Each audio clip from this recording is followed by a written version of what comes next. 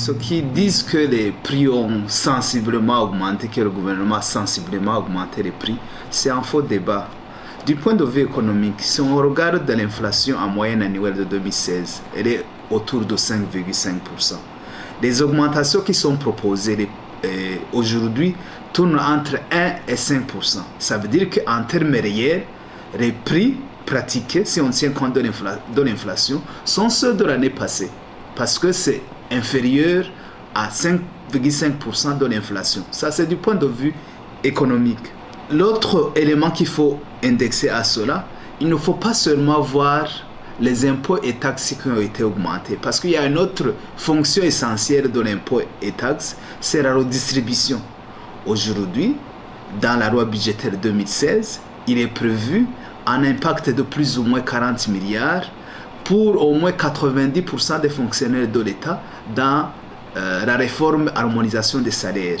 Aujourd'hui, les augmentations de salaire des fonctionnaires vont tourner entre 10 et 40 000.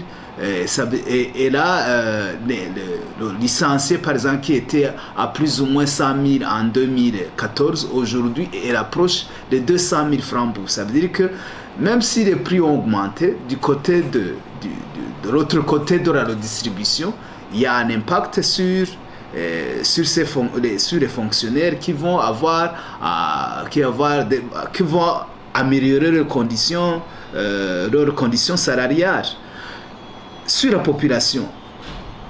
population a besoin que les réformes prioritaires que le gouvernement a déjà engagées puissent continuer. C'est notamment la réforme au niveau de la santé, au niveau des enfants de moins de 5 ans, les mères qui accouchent. C'est au niveau de la gratuité, au niveau du primaire. Donc ces réformes-là doivent continuer malgré que certains bailleurs ont décidé unilatéralement de suspendre leur aide. Les services de sécurité pour assurer la population doivent continuer. Donc, le gouvernement doit continuer à effectuer les missions régaliennes du gouvernement, malgré que les partenaires ont suspendu leur aide. Et nous demandons donc à la population de faire cet effort-là pour que les grands projets du gouvernement, que ce soit au niveau de l'énergie et des mines, à travers la construction des barrages, que ce soit au niveau de la subvention des engrais ou d'autres projets au niveau de l'agriculture, tous les chantiers doivent continuer malgré que certains partenaires ont suspendu leur aide.